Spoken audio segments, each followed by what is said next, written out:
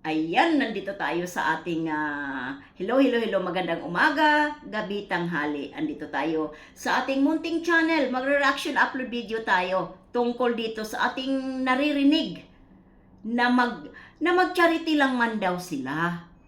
Andyan sa thumbnail natin, makikita ninyo dyan, nakapaskil. Ayan, si Marian at si Kapisti ang andyan.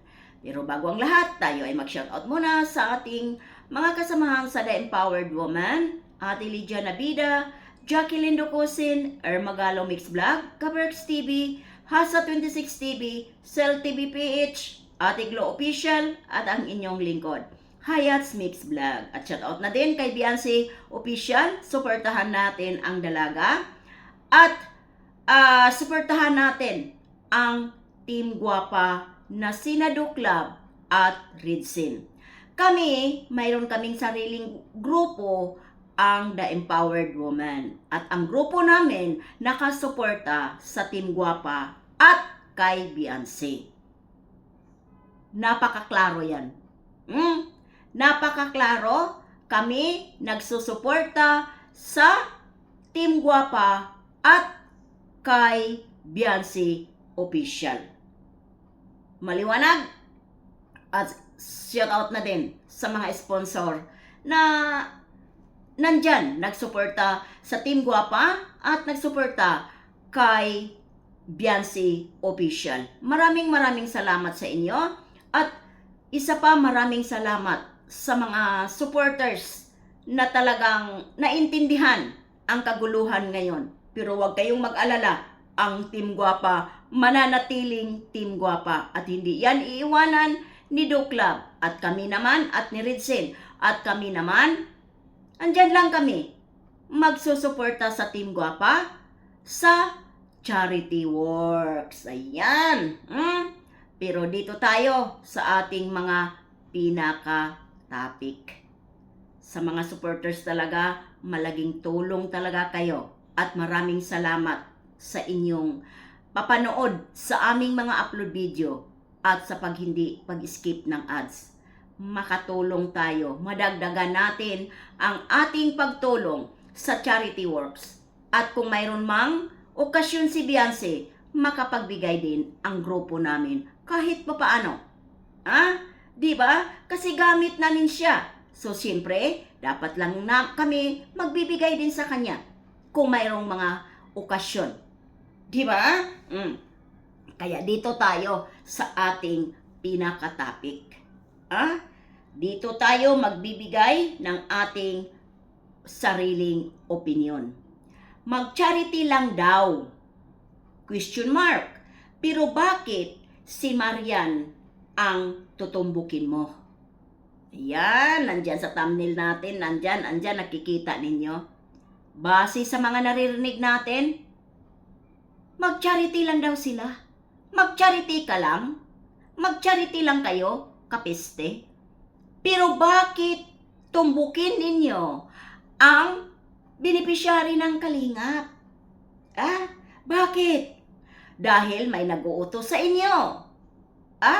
Dahil naghanap ka na mayroon kang mai-counter kaso sa kalingap at makasuhan din si Dr. Lab.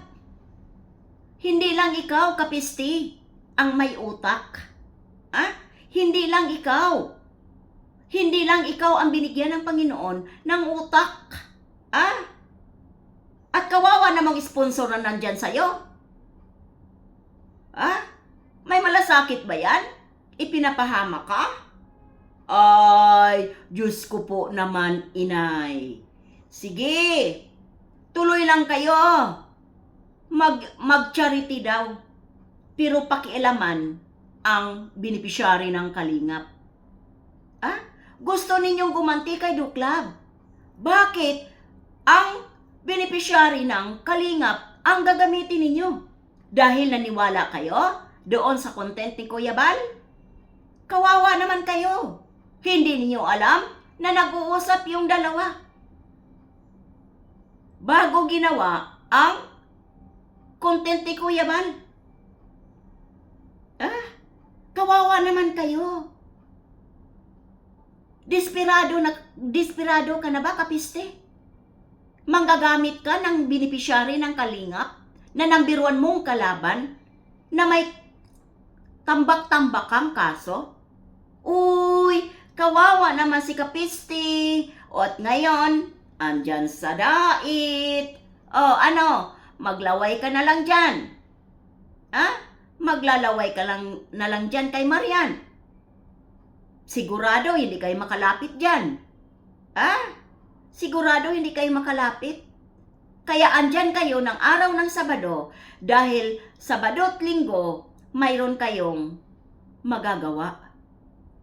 Ah? Ganan ba yan, kapiste? Yan na ba ang negosyo mo ngayon? Magdala ng mga basura? Puro mga plastic? Para pang-inganyo mo? Sa beneficiary ng Kalingap? Para sisirain ninyo? Si Duklab? Dahil alam ninyo na siya ang scouter, pero hindi ninyo naiisip na si Marian ay beneficiary ng Kalingap? Pumasok kayo dyan para makigulo? Nagbigay kayo ng kaguluhan? Ah? Ito lang ang masasabi ko at ito lang ang naisip ko. Na baka pwede kayong gawan ng persona non grata dahil pumasok kayo sa lugar na tahimik at guguluhin ninyo ang beneficiary ng Kalingap. Baka mayroong dyan, pwede kayong magawan. Paano yan? Kung may makapag-isip dyan. At ipersona non grata ka. Pati mga kasama mo ngayon, kung sino-sino man yan, na hindi na makapasok ng Cam Norte. Problema na yan. Problema mo na yan kung may kaso ka. Kung ang gobyerno, ang dyan sa Kamsor, kung pwede na pwedeng ipersona non grata ka dyan. Kayo na mga kasama mo, kung sino-sinong kasama mo dyan ngayon. Dahil kung ako kay Kuya Bal, magano ako ng persona non grata sa'yo. Sa mga kasamahan mo dyan. Kasi bakit? Ay, nanggulo kayo. Papasok kayo, manggulo kayo. Guguluhin ninyo yung beneficiary ng Kalingap na nanahimik. Oy, kawawa si kapiste. Desperado na ang piste. Para makaganti kay Duklab at kamping-kampi kay sponsor kasi siguro puno ang bulsa nito. Kapiste, kawawa naman talaga pag wala ka na talagang ibang trabaho. At ang negosyo, kung hindi, magbinta sa mga sponsor at dadalhin sa lugar kung saan gusto nilang manira. Ganon ba yon, kapiste? At ito, boss kayo, ipo-ay lang. Mamaya, babanggitin ko din ito sa live ko.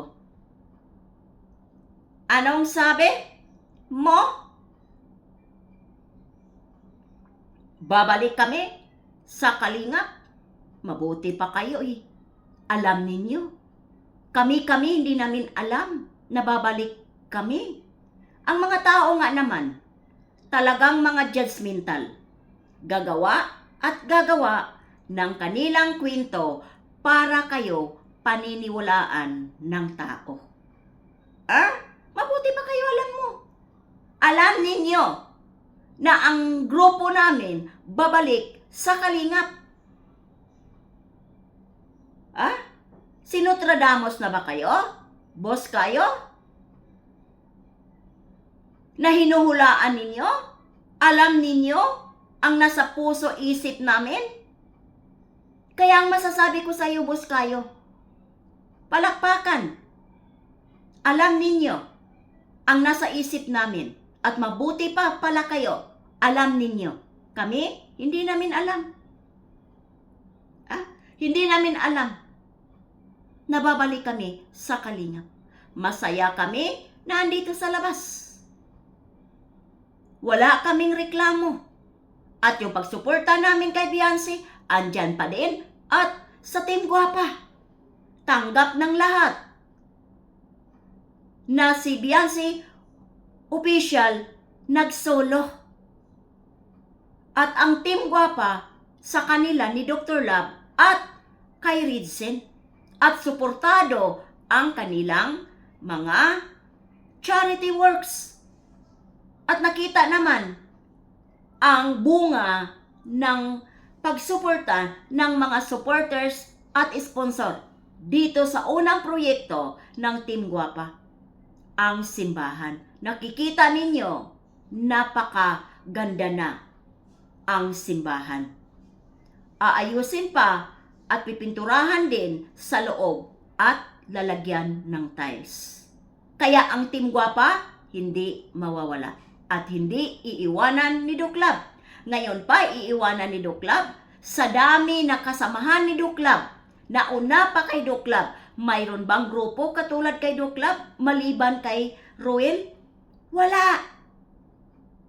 Tapos si Doc Love iiwanan niya ang Team Guwapa? Na andyan suportado siya ng mga sponsor at supporters? Dahil ang mga sponsor na nandyan sa kanya, yun ang gusto na may charity. At isa kami na sa grupo namin, yan ang gusto namin na may charity works. Kaya ang Team Guwapa, hindi yan mawawala.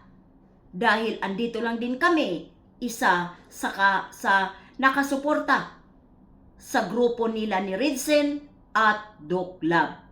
Sa mga live ni Beyonce at mga upload, nanonood kami. Sa mga basher ni Beyonce, ipagtanggol namin. Pero sa nanay ni Beyonce, mamaya, Hansel, ikaw ang content ko. Hindi naman kita ibabash.